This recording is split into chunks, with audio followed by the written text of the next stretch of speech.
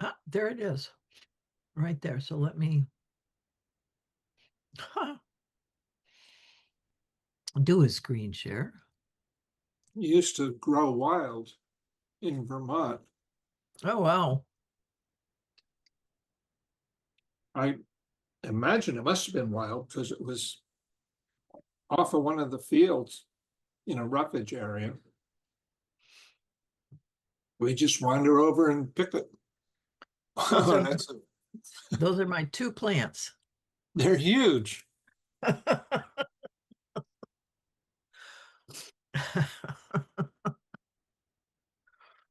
I thought it was just the stalks that are eaten Yep, it is. with a lot of You have to cut off the leaves. But the stalks are almost 3 feet long. yeah. Yep. Yeah, we chunked them up into small bites. And they just add that nice it's not bitter. What's this? We add a lot of sugar because it's very Yeah, it's tart. tart. Yeah. Yep. And I've done you do rhubarb bread. Yeah, that'd be nice. So I will be doing so we're at the sort of the end of this crop and the new leaves are coming up. So we'll see whether we get another group before the fall. Well, I built a trellis for my blackberries. Well, actually, I uprooted a whole bunch of blackberry plants, built this trellis for them to climb on, and Nice. planted them, replanted them. Makes it easier to pick them. And it didn't do much last year, but this year there's a lot of berries on it. Yeah. And they'd never berried out before. In fact, they were sort of runners. They were just frantic to stay alive. Yep. Whereas now they feel pampered, so they're just really, really producing. Now, there's not a lot of really sweet ones, but I think that's going to change now that the temperature's gone way Yeah. up. Yeah. Yeah. And water has something to do with it too, if they get enough water. Oh, it's been raining. Cats and dogs every day. Okay. I'm glad to hear that they love water. I didn't know that. Yeah. So many other things do not. And we've Yeah. been quite a bit of rain. Yeah. I don't think they need a lot actually, but they need sufficient. It's the sufficiency that makes the difference. Well, they're not getting too much, I guess, because they all look healthy. Yeah. Yeah. Okay. White hair. Go back to my regular.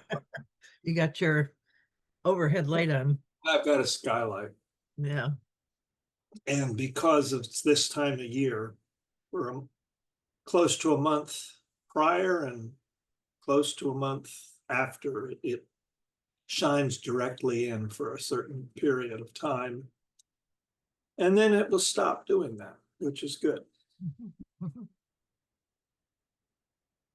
Yeah, it's amazing to really track the moon and the sun and how they shift in the horizon and to realize how much movement there is. Because it doesn't feel like it, but it's truly there. Yeah, it's really Yeah, unless you live in the far north, it's quite obvious. Uh-oh, where'd the sun go? Mhm. Barely poked above the horizon yesterday for 10 minutes, and that was it. Yeah.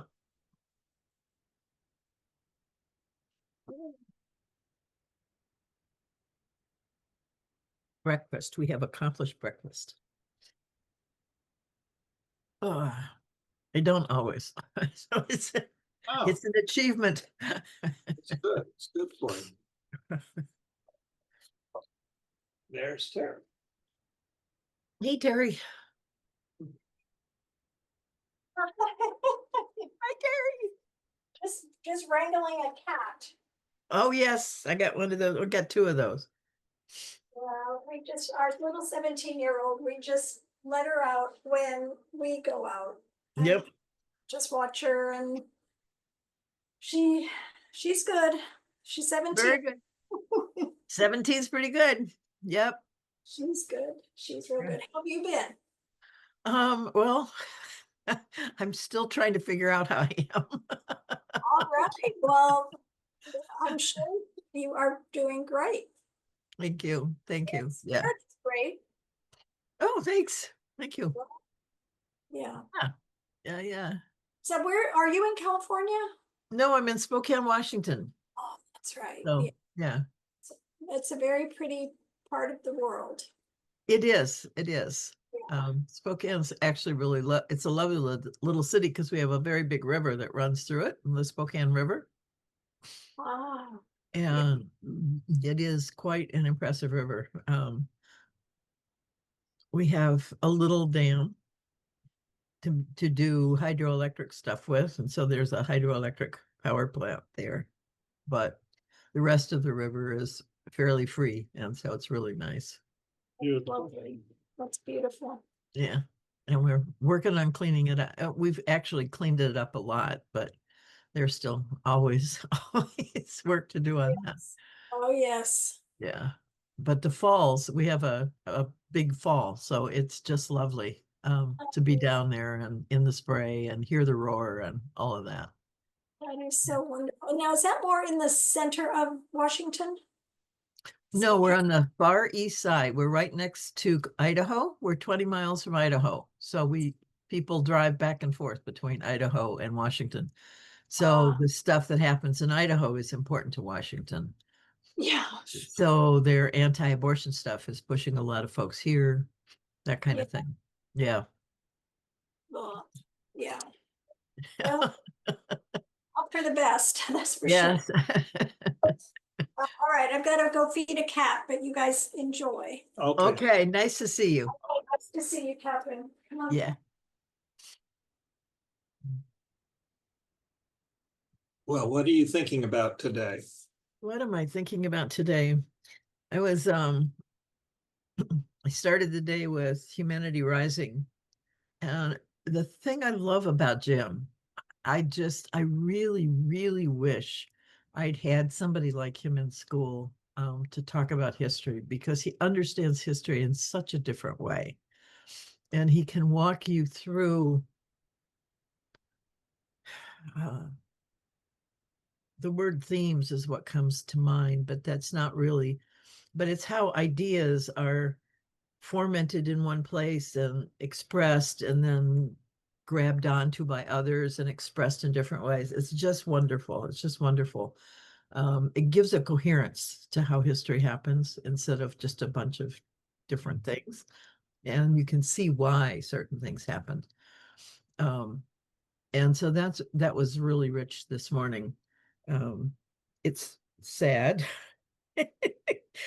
And we had an after chat talking about the evangelical push behind our current government and what that's doing, because that it has come out of all of this other stuff that Jim was talking about historically, in terms of how people have been dealing with other countries and Israel's push, and how that's really morphing into the evangelicals' beliefs about the world and Trump's role in it, because that's one of Trump's supporting groups, pillars of his stool.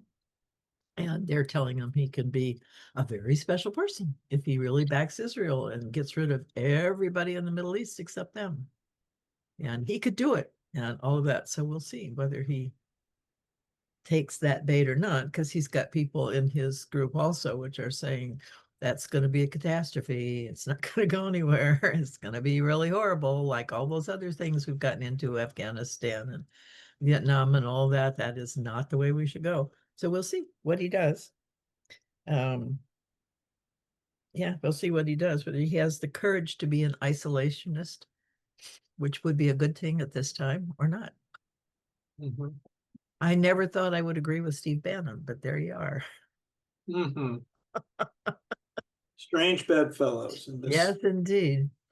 Yes, indeed. So one of the discussions that came up was what's underlying this, because it feels like there are other forces at work, that so much of the human players are really playing parts in a bigger game that maybe they're not even aware of what that might be. We didn't really get into it, but and that's certainly some of the things that I've been trying to showcase in understanding this model of human evolution and what that looks like, because I do think that that's a part of it. And I think it takes the onus off people being bad people and shifts it into people doing life lessons, and how can we help them get their lessons without catastrophe. Yeah. Well, Because it you does can't take stop the lessons. what I've been reading. Very interesting thought. Kim, what's his middle name? Anyway, Kim Robinson is a science fiction writer, but he's Okay. also written a book called, the Council of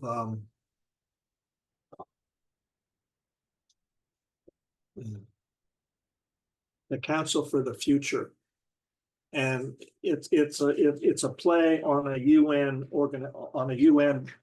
department that is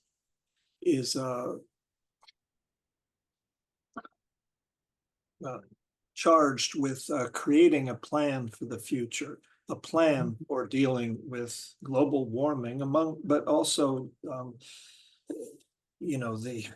the misuse, overuse of land, of water, of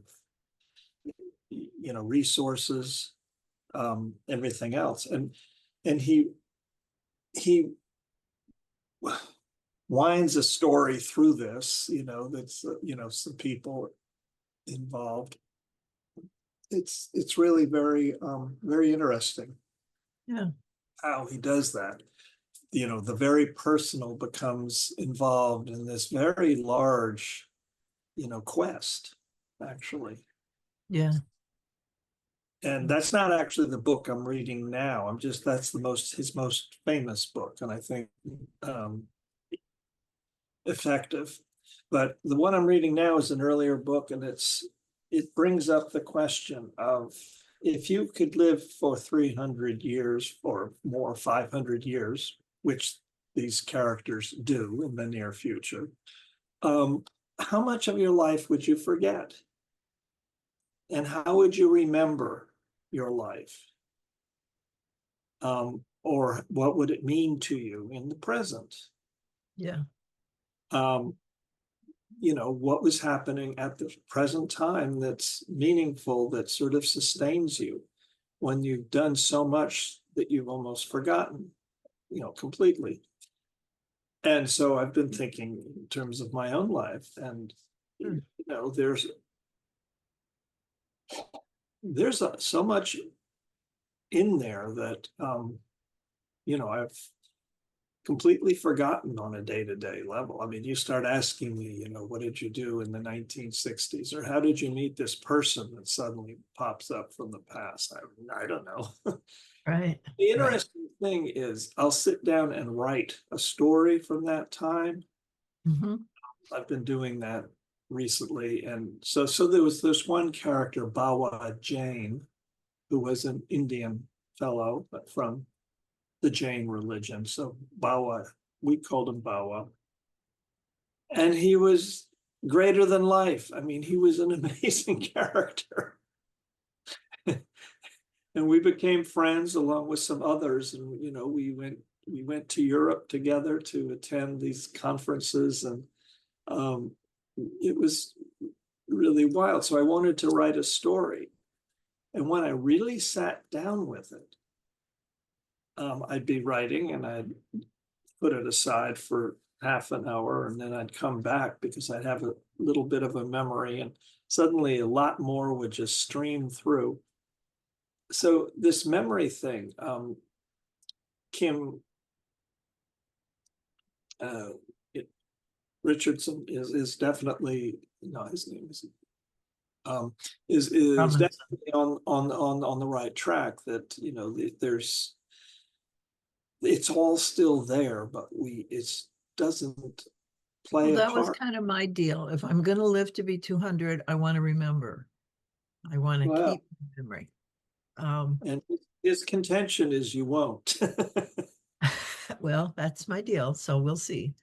But I have met in this life a person who remembered all her past lives.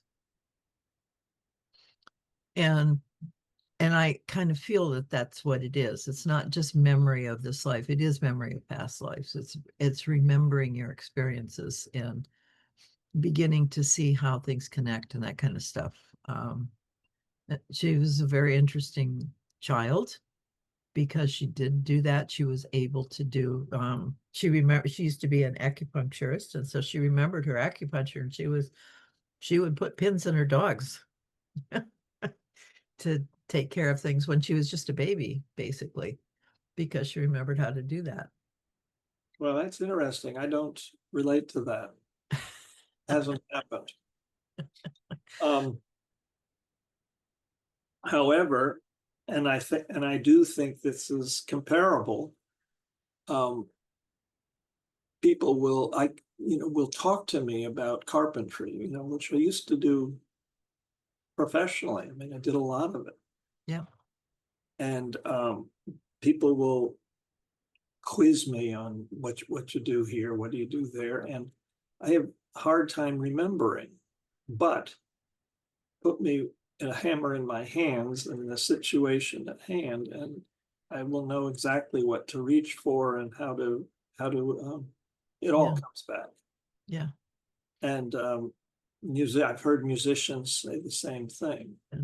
That's how they can, you know, learn 10 different instruments, because just put it in their hand and, you know, it plays itself in their hands. Yeah. But so my interest in that is that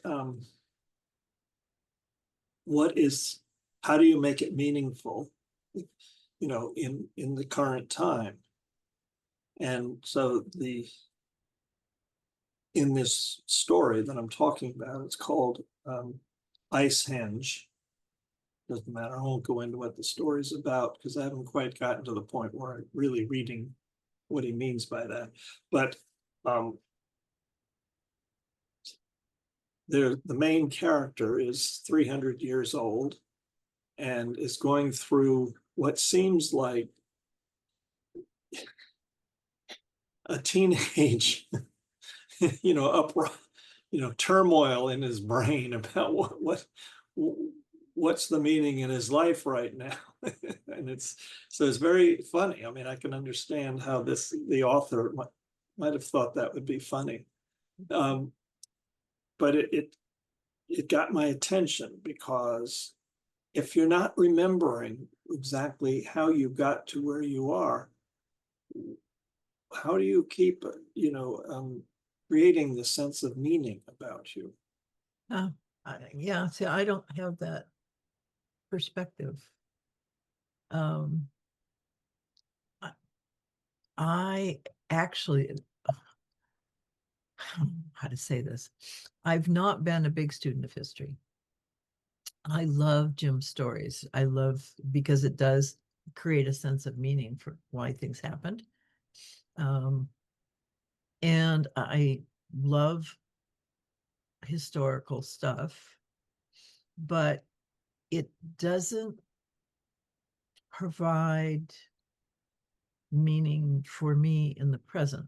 And I guess, you know, it's just the whole thing for me, and what has always provided meaning for me. And it was kind of an aha to get it, because I wasn't conscious of it. My son and I would have these discussions, and he'd go, "Oh, well, it's really different for me." but I didn't really get it till I started doing my value stuff and was able to articulate that and go, that is me. That's what I'm doing. But I hadn't really seen it in that way. And there is just so much meaning for me in being able to evoke what's possible in a person or a situation, because I can see the possible, and to being able to bring that to flower is incredibly meaningful. Yeah. I mean, it's always rich, it's always different, it's always new, it's always there. You just have to find it. So that's never been a problem with me. And maybe that's because, I mean, it's not connected to me. It's not about my doing stuff or who I am in that actually, at all. I'm not even there. It's not who I am. It's just how I can manage to use what I know to evoke. So it's there's always this challenge piece. There's always a learning piece. And sometimes I'm successful and sometimes I'm not. And you can't do anything for anybody or to anybody. I mean, everybody does their own thing. So there's this dance and this total non-attachment also. You have to really play the game and not really care whether it ever materializes. And that's not really right, because you do care that it materializes, but it doesn't matter at this time what happens, is kind of, I guess, how I would say it. There's just a looseness about it because everybody has their input and things will happen in the right time, in the right place, with the right folks, always. And so maybe you only have a piece of it right now. You just have to let it go until it matures and has all those other parts to it. But that non-attachment is really an important piece. Well, it's always been funny to me, what am I known for? Uh, What are you known for? yeah, I don't know how to answer that question. I don't either. Because People it's say, like, what do other people say about you? I have a clue. yeah, I mean, I have no idea. Yeah. And it's so funny because I see people, some of my friends even, just really working hard to create something to be known as. Yes. Yeah. Um, all these people that we see pop up in the news. I mean, that's very much, it's a theater in Yeah. which they play a very significant role and Yeah. are known for this Right. and get referred to. I mean, cross references, past references. Oh, well, he was so and so, adjunct to, Yeah. so, 30, 40 years ago.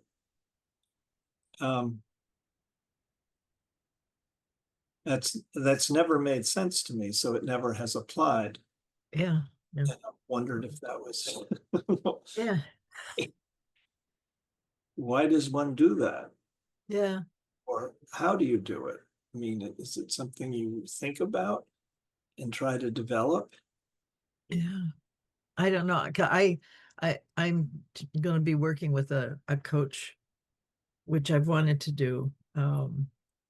And I'm hoping to have him sharpen my way of talking about things so that it's clearer and easier to understand. We'll see, and we'll see whether that's going to be possible with him or not, but that's my hope. And he asked me, questions, do you want to be a teacher? Well, I am a teacher. And so do you want to have students? Yeah, I want to have students, but I don't want to have followers. And I'm really leery of that, um, to the point where I am very cautious, uh, and even undercut, I think, some of the things that I could be doing, because I'm afraid of people parroting as opposed to coming from their own authenticity within the material. Exactly. And so, and especially with the evolutionary stuff because labels are so easy and people love labels so much, and it just gets in the way of understanding. And so I'm not really pushed that bit of work that I've done because it devolves so quickly into labeling and people wanting to put people in pegs instead of understanding the continuum. And there's kind of peaks in the continuum that we put names on, but they're not stable by any means. Yeah.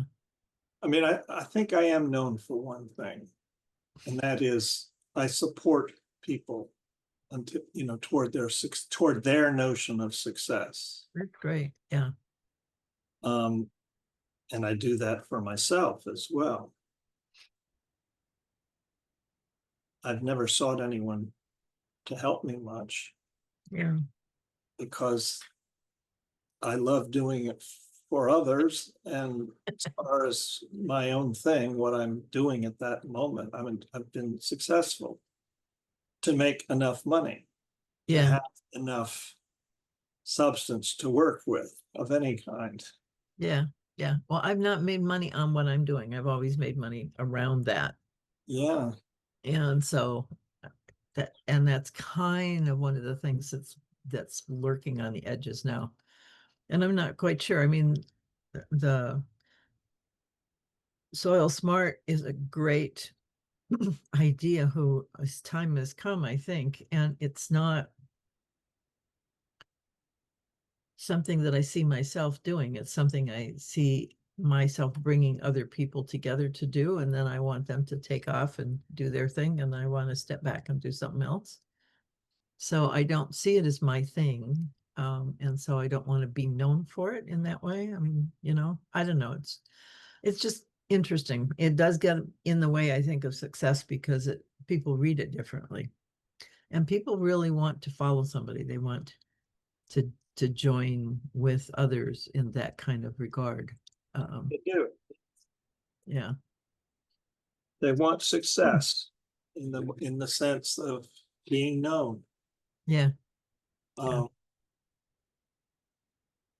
And I feel those tugs sometimes. It's, as I bring it up, I can understand that I've had those feelings myself, but they just never seem to get very far because I get too interested in what I'm doing.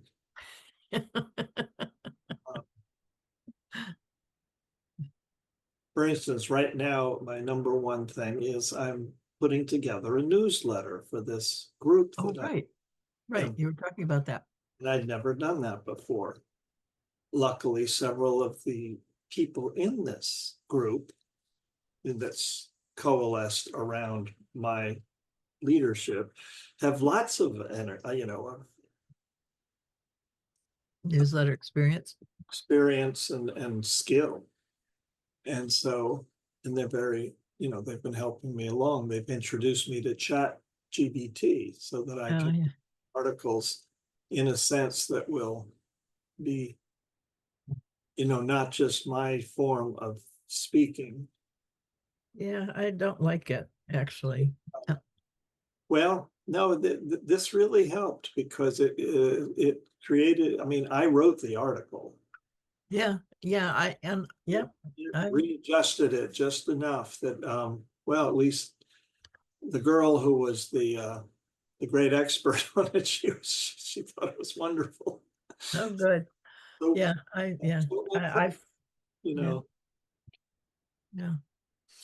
Yeah. Well, in my looking for dictation kinds of things where I could dictate and not type because of my fingers. Right.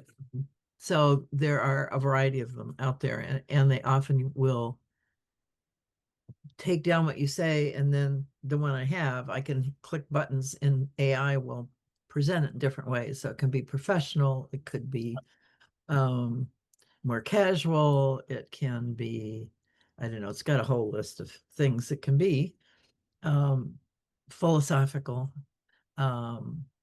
And it's just been fascinating to me, the things that it leaves out of what I've said in order to do that. And the connections it makes that have nothing to do with what I've said, because it's pulling from old understanding. It's not coming from where I am. Oh, I had a friend with, I had a conversation with a friend yesterday. He does coding, and we started to talk about AI. Uh, And he made a very interesting observation about AI. He said, you know, that he does use it, and he's very interested, you know, in, because it can sort through all of the yeah, research yeah. It does have, yeah. available. But he said you have to be really careful, because he said if you're really doing, you know, top of the line coding, you're coming up with new ways. And AI has no access to anything that hasn't been done yet. That's exactly right. That's exactly right. And so it's a bias. It's a huge bias. Huge bias. Yeah. And it's So, fine. It's just for a newsletter, a oh, it's a lot of work to general take that interest bias out. newsletter. But man, if you're really looking for the emergent quality, Yeah. the emergent, um, well, thought, Yeah. you know, You can't go there. it's not going to come from AI. No, it's not. No. And so it's just so much work to be able to catch that, because they're subtle. They're not bloomingly obvious. And you have to know what you're doing and really go over it with a fine-tooth comb to make sure that it's not made those little twists in there. And I just find that too much work. It's just way too much work. So yeah, Well, what he was, he was actually presenting that idea as, really his solace, you know, that he has something that can't be easily replaced. yeah. Well, but my fear is that And those who don't understand that feel really good about what it does, because it polishes, it makes them feel better about what they've written and all that kind of stuff. And they don't get the bias. Carl did the same thing. He did some research around the wood and timber industry, and it came back roaring with these biases of the timber industry.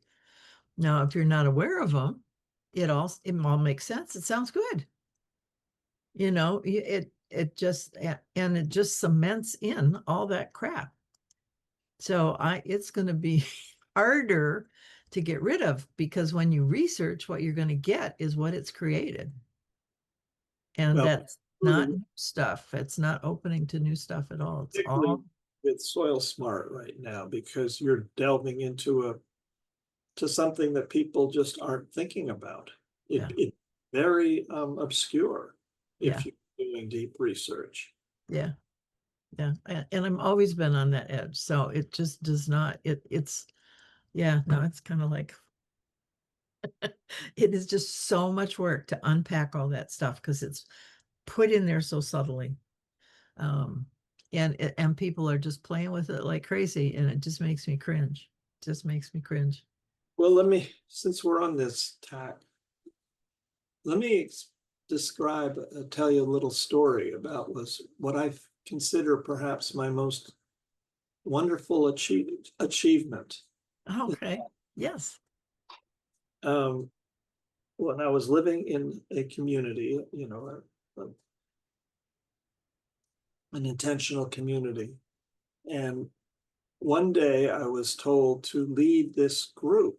The community also ran classes, and so there were a lot of strangers there and people just there for, you know, for a few weeks.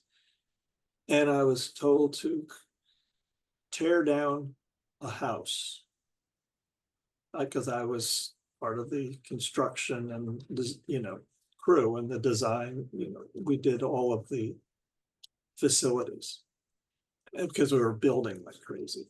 So I got this idea in my mind that I wanted everyone who was there to learn how to approach tearing something out and how you would do it. You know, what is your thought? And I describe that for a little bit. And so, and, and then sort of got them moving. And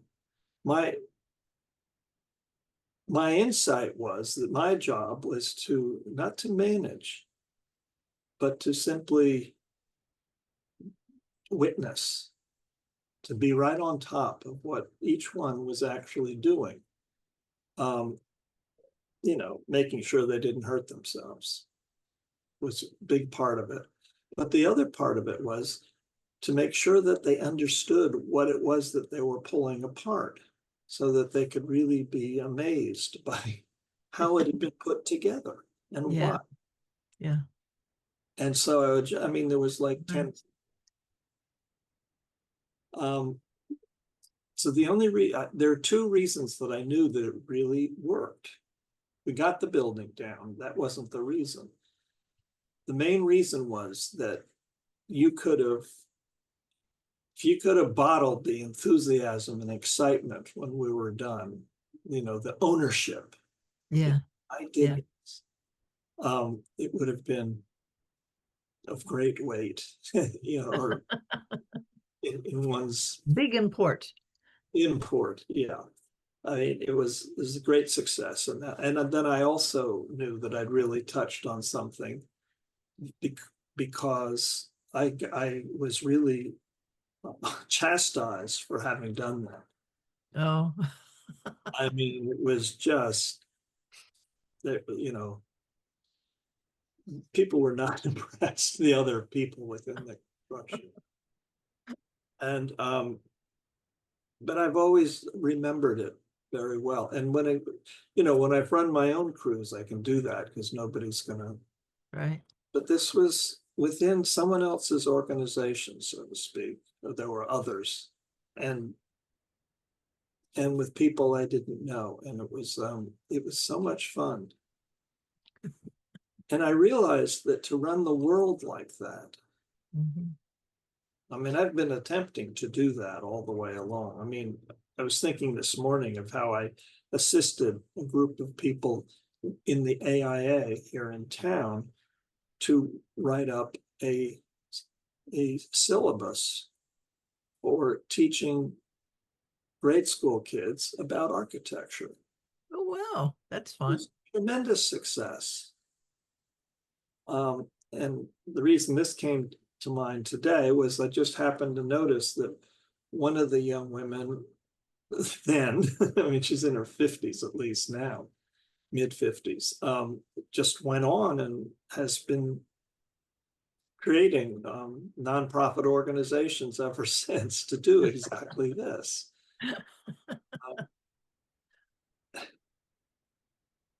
And I was wondering why we hadn't stayed friends. And I realized, well, we didn't need to. I still think of her.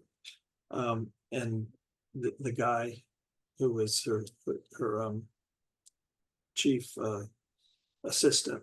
And that's what I'm talking about when I say it's sometimes I lose the memory of what actually happened and my role in it. But it was so real at the time. It was so engaging. And I'm beginning to think that that's what living in the moment is all about. Yeah. Yeah. I mean, if you're constantly trying to check back as to how it's going to appear on social media, you're not living in the moment. Right. Yeah. I never took photographs when I used to hitchhike. And now I feel so, that I maybe missed something, but it's all there if I stop to write a story. It comes right back. Yeah, I'm kind of hoping my daughter will get into that. And she's incredibly, I mean, amazingly creative with the ideas she comes up with. They would never be anything that I would think of at all. And she's very articulate. She's got a really good way of making things come alive. And it would just be, I think,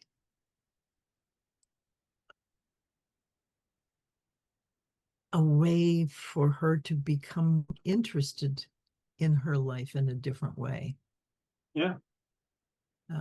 Yeah, I hope that that happens for her. We will see.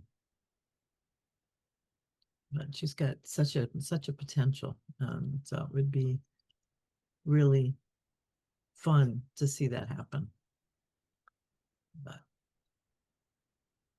Yeah, to me, there's a kind of an interesting borderline between being fully authentic of the energy, the spiritual energy that emerges out of you, whoever you are, and how this plays into the societal construct, what we yeah, do. yes, yeah.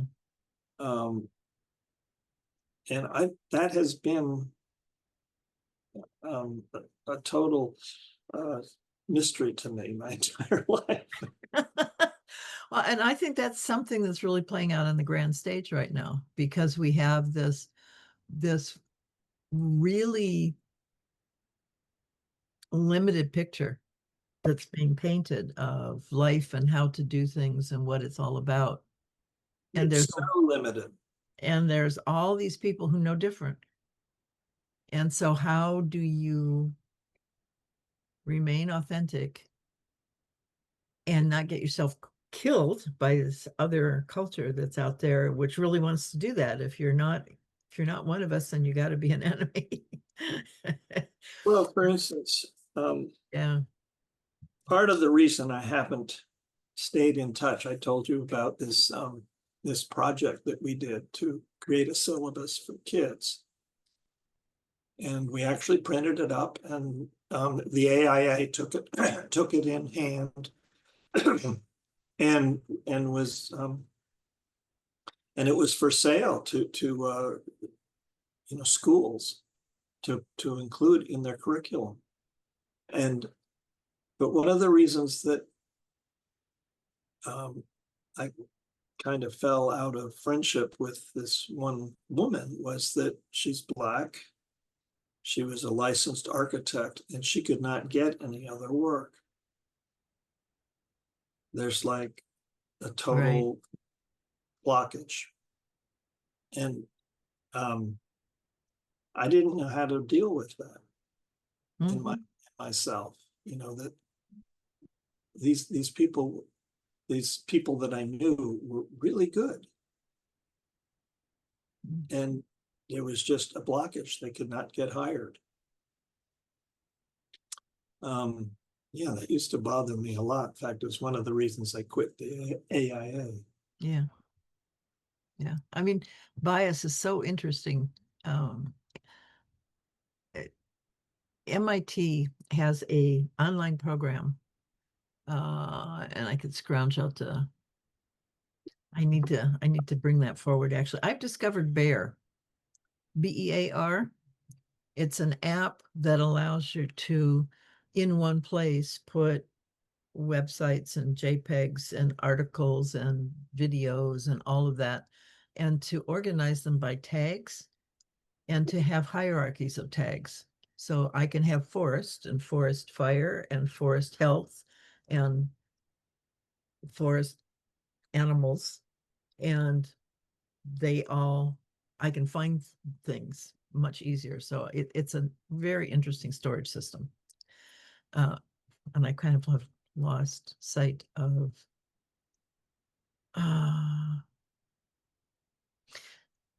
so the MIT bias thing is a small 5-minute maybe test that you take, and you can take a whole slew of them. So they have Democrats and Republicans, men and women, youngers and older people, and then other dichotomies. Yeah. And the premise is, and I think it's really wonderful, that what you're comfortable with, you can respond around quickly. What you're not comfortable or familiar with, you hesitate. It's very simple. And that's true. And it should be that way. There's nothing wrong with it. But what that does is that creates bias. So the unfamiliarity makes people stop. And if they can recognize that, then you can deal with it. But they don't recognize it. They don't see it for what it is, and they get blamed for it. They're bad for doing that. And I like this tool because it does, I mean, it just shows you, it's right there. Okay. They got the data that says it took you longer to make decisions around this category, which means you're not comfortable with that category. It's right here. It's in black and white because you were faster here, slower here. So now what do you want to do about that? And it gives, for me, a rather unbiased conversation place to talk about familiarity and comfort and how to gain those to minimize this instead of stopping it because of it, which is what bias does. But because we're so blame oriented and people are shamed for that, they don't want to go there. You can't talk to them about it because it's making them bad and wrong. If they say, yes, of course I'm hesitant. Why are you hesitant? I mean, it just gets into all these negative things, and it's not an effective way to open that up. And it's just familiarity. I mean, the gays were so clever and so smart in starting to say your neighbor's gay. The person, your relatives are gay. Gay people everywhere. They are just not telling you they're gay. And so they started to show up as your neighbor and your friend and your busboy and your baker and your garbage collector. And it's like, whoa, so what's the problem? Which is where we got to until there was this backlash. But that key is really what the key is. It's familiarity. It's just opening people up to being comfortable with that difference. And we just don't have many mechanisms to do that. Yeah. Yeah, it's the old storyline. I'm not prejudiced. I mean, Right. my friend Joe, I mean, he's black, and Yeah, my best friend's best friend is black, so I can't be prejudiced. it's Yeah. those other people.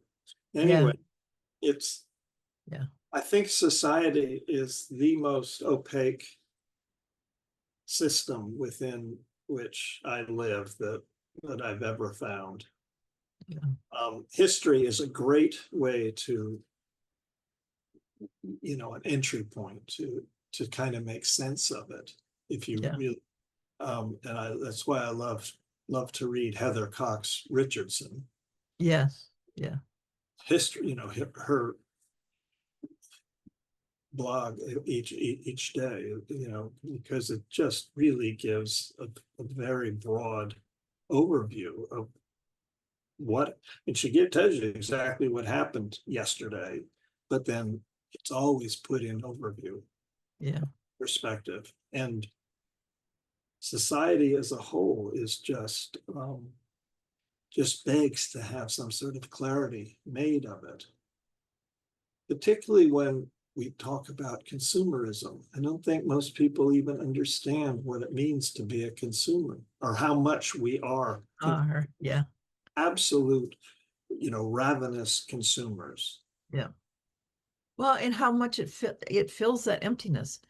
I've thought about this a lot too. I mean, there is nothing more meaningful than knowing that the work you're doing is feeding your family. So when you're growing food, it is very meaningful because you really see and you're able to experience the success and the results of that and feel good about yourself and really understand your connection into the larger whole.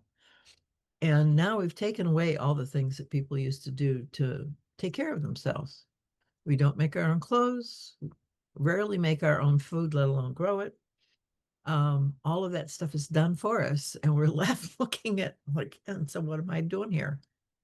Well, It's amazing to me what was lost. My father used to talk about this all the time because he loved Pan Am Airways. He loved, we often, as a family, we often wondered, whether we were second place.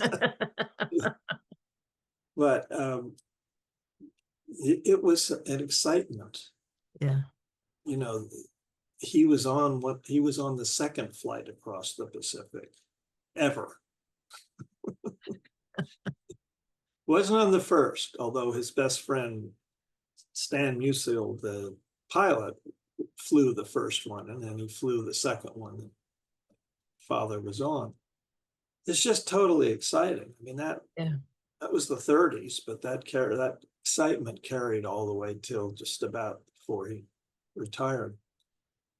And people don't think that way about their companies now. Yeah. That was a tremendous, I mean, what I'm thinking is that what a tremendous loss. And, by working for myself, and each project was something that I entered into with a client or two, husband, wife, oftentimes just one of them. And the two of us dreamed together. And it was almost to that level because they injected so much of their lives into this. And I was meeting them there with enough background to be able to put anything they were saying into context. We had wonderful conversations. And so it was always extraordinarily meaningful to me, but I began to understand that people don't have that. Yeah. Yeah. That would be horrible. Well, and we're trained not to want that. We're trained that we're better than that somehow or other. We need all these robots and all these other mechanistic things to do stuff for us so that we will have time. Yeah, time, but then you're not going to give us the money. There are so many conversations that are simply being avoided like the plague. Yeah. That should be front and center out there, everyone talking about it. Guys getting together after work at a bar and just go, in fact, that kind of conversation maybe is still happening, but nobody goes to bars except to get drunk. Well, in Europe, you just have to stand on the street corner. You don't need a bar. You just stop and you collect a group of people and you start talking. I was so impressed with that. Yeah. Yeah, I miss that. Yeah. Yeah. Because living in a conventional community, it was very easy to, at least out of a group of 100, I mean, it was very easy to start a conversation corner at meals or whatever. Right. And if it turned out to be something that was of greater import, it would filter up to the top, you might say, of our concentrated consciousness. And the leader or whatever you wanted to point to, it would suddenly become mainstream and totally be worked on. Well, that doesn't happen in our communities. Yep. I mean, I found that could be annoying sometimes, but to be generative, incredibly generative. Yeah. Yeah. Well, and it makes people feel part of something and feel relevant in a way that doesn't happen today. Today you feel so meaningless and so useless and so helpless to be able to really impact or affect any decision. That came up in one of the conversations today. I mean, how am I'm not going to have any impact on the decision of whether we go to war with Iran. There's absolutely nothing I can say or do about that. So it makes me feel helpless. I have feelings. I have concerns, and there's nothing I can do about it. And that learned helplessness is one of the things that keeps all that in place. And I don't know that I have really good answers about it either, frankly, because as we've gotten so much larger, it's just really harder to do that. That was one of the blessings of small local groups, small towns, small tribes, even, where you had a say. When you get into 1,000 people, it's really hard to have a say. And when it's 50,000. Or a million, and yeah, Lost. yeah, yeah. I mean, the size really does make a difference. And we have not got good solutions to that at all. I mean, I think one of the things I saw possible with television actually was a reconvening, and maybe Zoom is really the answer to that. That if it was structured, it would be really possible to take the small local and bring it up. We have a technology now that would allow us to do that, where you can meet with, the 15 people that you care about in your neighborhood, and somebody from somewhere else can view that or participate in that, and that information could very easily travel up. But we're not thinking about that. We haven't made that happen because it has to be intentful. You have to really decide you want to do that. And we've not really, I mean, we walk around it a little bit. I watch my city, and they've been really reaching out in the last few years, because they used to say, well, of course we talk to people. And we would say, yeah, really? You say, come on down to City Hall between 9 to 5 and we'll talk to you. Well, if I'm working, that doesn't mean me. If I've got kids, that's probably not me either. How can I possibly get down there to City Hall? So maybe you guys need to do something else.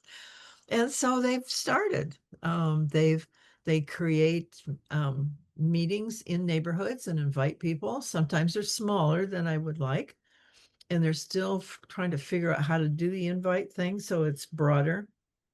But they are doing it. They've got a lot of technology. They do a lot of polls. So you can sign up from the city and you can get polls. Every department will send out a poll about what they're doing, and you have input on it. And they do take that input.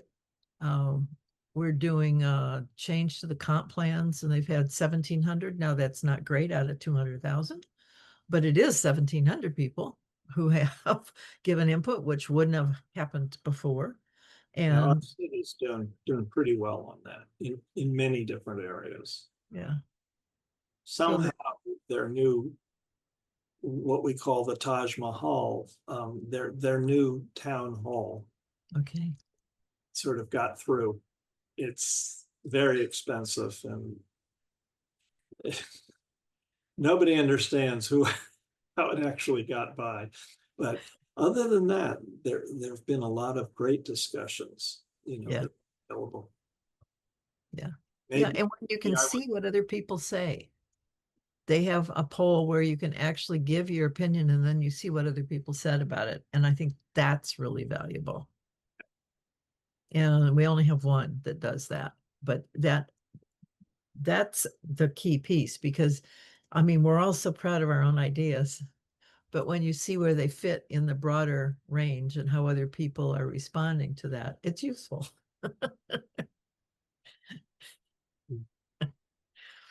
Yeah, I mean, there's possibilities. There's possibilities.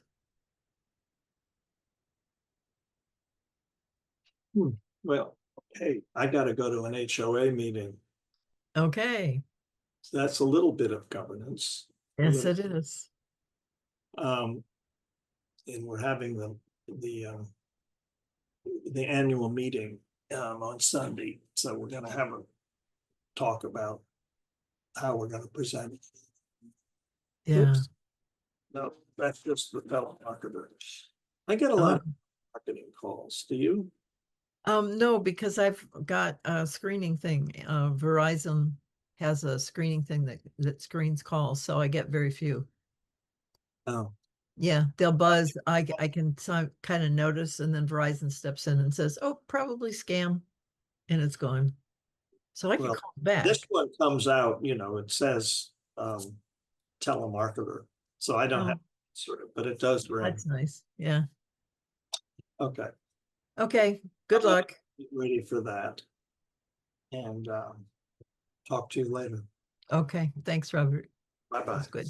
Bye.